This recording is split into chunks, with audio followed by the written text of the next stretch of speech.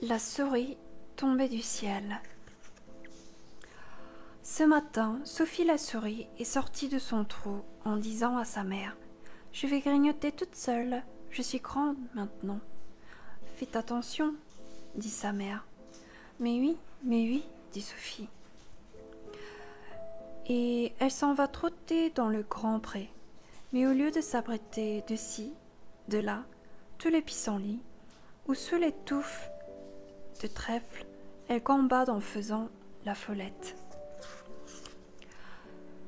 Est-ce qu'elle ne sait pas si le Bila, la jeune buse, surveille tout ce qui trotte dans le pré? Sophie n'a pas le temps de crier.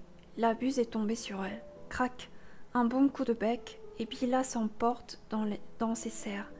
Sophie a de la chance. Bila n'a pas beaucoup d'expérience. Elle ne sait pas encore bien tuer ses proies. Et Sophie est encore en vie. Elle voit défiler les champs en dessous d'elle et elle se dit « Je suis perdue ». Pourtant, elle s'aperçoit qu'elle peut bouger la tête. En tirant sur son cou, peut-être qu'elle pourrait... Mais oui, ça y est. Elle a planté ses dents dans la patte de l'oiseau.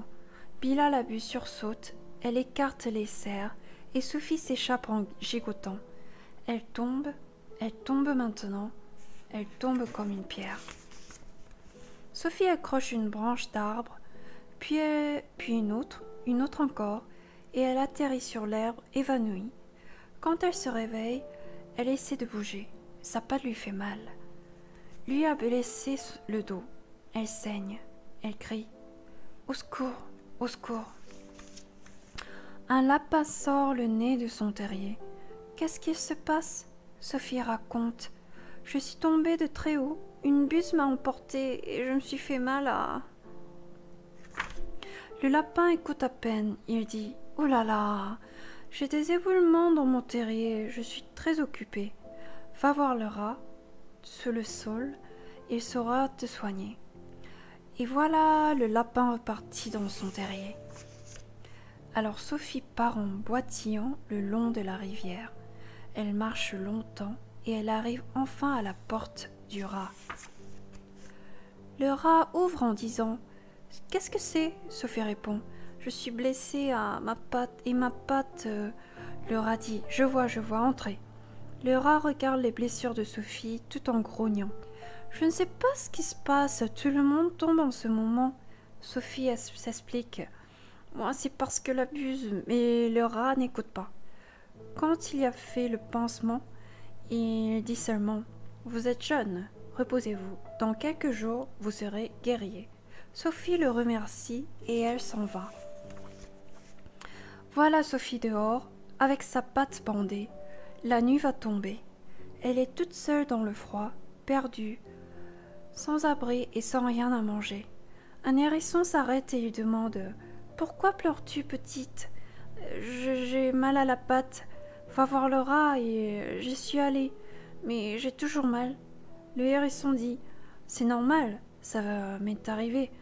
Au bout de quelque temps, ça m'a passé. » Sophie s'écrie « Mais je ne sais pas où coucher. » Le hérisson répond « Chez moi, on est terriblement piquant dans la famille. Mais va donc voir le grand chêne. Tout le monde est toujours bien accueilli chez lui. » La nuit est presque tombée quand Sophie arrive devant le chêne. Elle ne sait pas comment lui parler. Elle dit timidement « Monsieur le chêne, c'est moi, Sophie la souris. J'ai des ennuis. » Le hérisson m'a dit Alors Sophie entend comme un chuchotement dans les feuilles. Pour le haut, c'est complet. J'ai 12 écureuils dans les trous, un nid de pie tout en haut, un logement de chouette au premier. Mais attends, installe-toi contre la mousse de mon tronc, endors-toi là. Je te donnerai un peu de ma force et demain, tu verras, tout ira bien. Le lendemain, Sophie se sent mieux et elle reprend son chemin. Mais elle a tellement faim. Au détour d'un buisson, voilà un mulot avec un sac sur le dos. Sophie dit « Excusez-moi, auriez-vous par hasard quelque chose à grignoter? Il y a si longtemps que je n'ai pas mangé. » Le mulot répond désolée, j'ai beaucoup d'enfants. Je ne peux vraiment rien donner en ce moment. » Et Eddie s'en va, l'air ennuyé. Mais le sac est un peu troué, et Sophie voit les grains de blé qui sont tombés. Elle commence à les croquer. Le mulot s'est retourné. Il a tout vu et il dit « Suivez le chemin que j'ai tracé et prenez ce que j'ai fait tomber.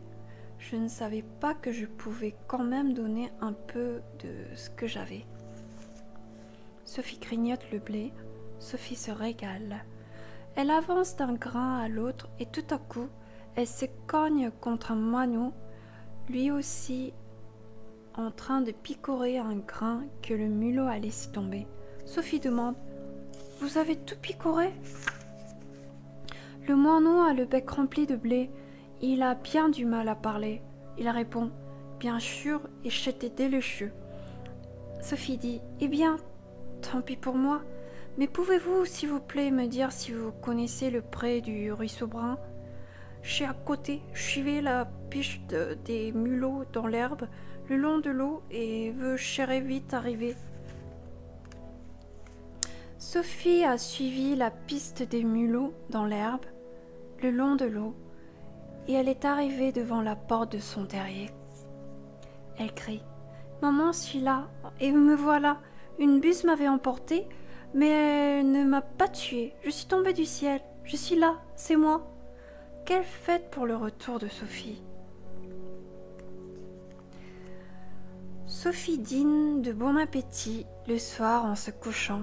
Sophie se met à penser au lapin qui lui a indiqué le terrier du rat, au rat qui l'a soigné, au hérisson qui l'a envoyé au chêne qui lui a donné de sa force, au mulot qui lui a offert ses grains perdus, au moineau qui lui a montré le chemin. Et tout bas, dans le noir, elle leur dit « Merci ».